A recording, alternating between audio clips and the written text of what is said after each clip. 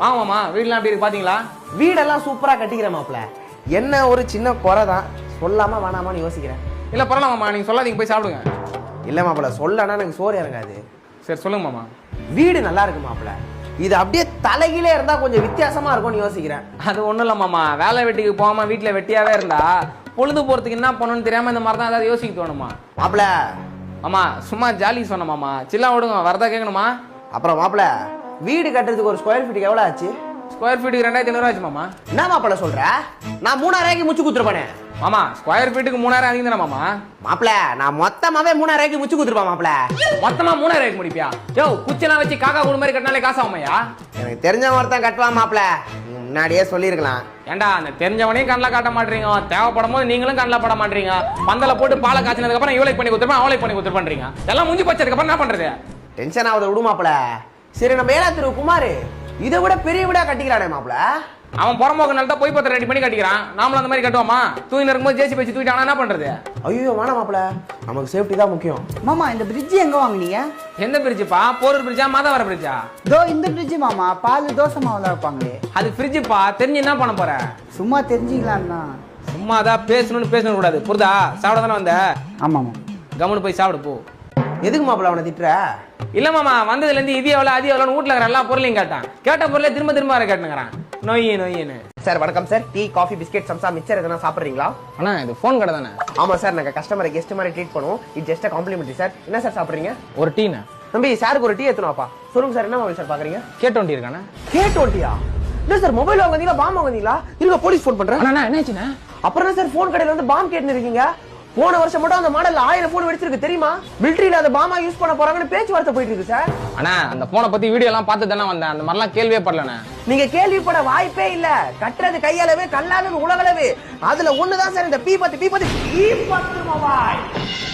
Sir ஆக்சுவலா அது touch screen mobile sir. நீங்க உங்க விரல் நுனியிலேயே எல்லாத்தையும் யூஸ் பண்ணலாம் சார். யோ, அப்ப நான் எத்தனால நாக்குல எனக்கு இந்த ஆக்சுவலா நீங்க இத நாக்குல கூட யூஸ் பண்ணலாம் சார். நீங்க இந்த போன்ல கால் பண்ணலாம், மெசேஜ் பண்ணலாம்.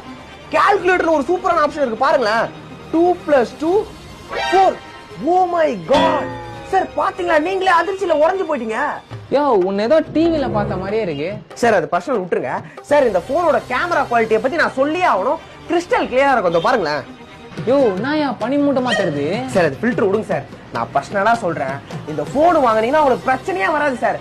பொண்டாட்டி பிரச்சனை, கடன் பிரச்சனை, வீடு பிரச்சனை, எந்த பிரச்சனையும் இல்ல சார். இந்த P10 வாங்குனீங்கன்னா உங்களுக்கு ஆபத்தே வராது சார். தொட்டதெல்லாம் தொடங்க வீடு தேடி லட்சம் வரும் சார். யோ, நான் லோக்கல் சேனல்ல ராசிகள் மோதிரம் வைக்கிற மாதிரி பேசுங்கற சார். இந்த P10 எனக்கு P10 வானாடா, K20 தான்டா வேணும். அந்த போனை பத்தி எல்லாம் பார்த்துட்டு வந்துட்டேன்டா. தயவு செஞ்சு இருந்தா குறா இல்ல, நான் கிளம்பறேன் சார். இருங்க சார், சாரி சார், கோவப்படாதீங்க சார். இந்த P10ல ஹெட்செட் விடுற ஓட்டலாம் இருக்கு சார். ஏய், P10 இன்னொரு வாட்டி சொல்லாதடா. இந்த போனையே நான் இப்பதான் கேள்விப்படுறேன். நீ டார்கெட் முடிக்கிறதுக்கோசரம் தான் இப்படி பண்ணனு பச்சையா தேத்துறா.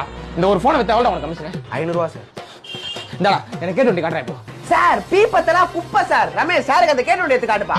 K20 வெடியும்னா சார் சும்மா சொன்னேன் சார். Super phone sir. நானே 2 வருஷமா அத யூஸ் பண்ணுகிறேன். நீங்க போய் வாங்க. சார் வணக்கம் சார். டீ, காஃபி, பிஸ்கெட், சம்சா, மிச்சர் எதனா சாப்பிடுறீங்களா?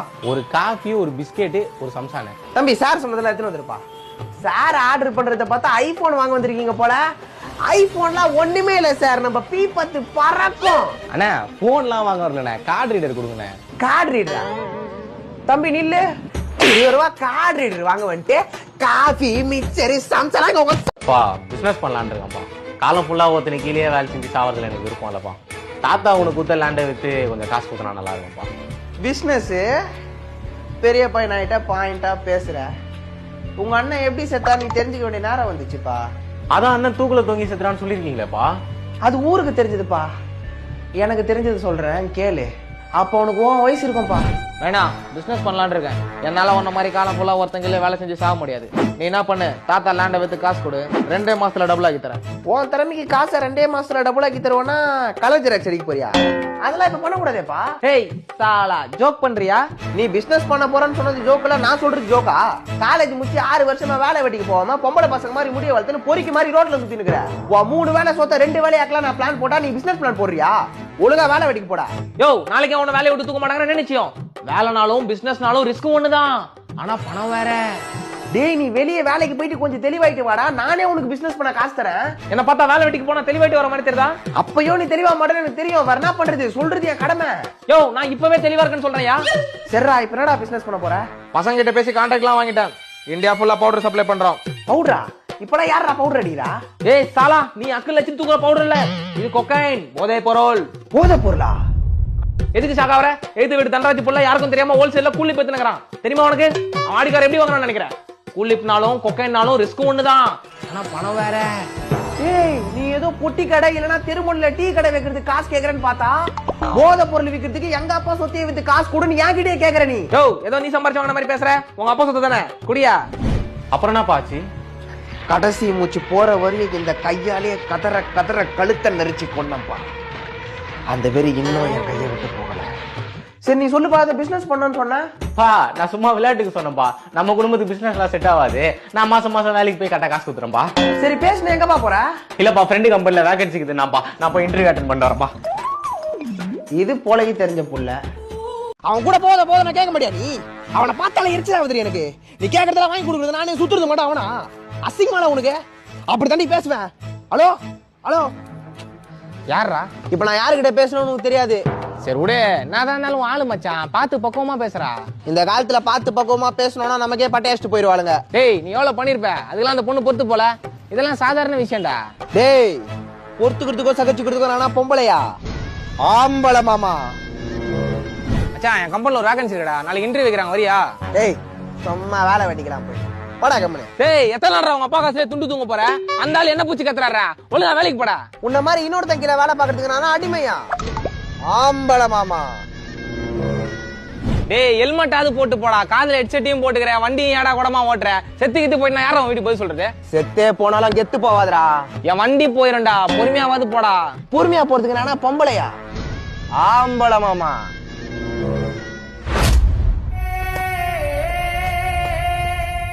வர லாரி தெரியுமாடா நீ ஆம்பளையா பொம்பளையானே? படிச்சு படிச்சு சொன்னடா, கேட்க மாட்டேன்ட்டியாடா.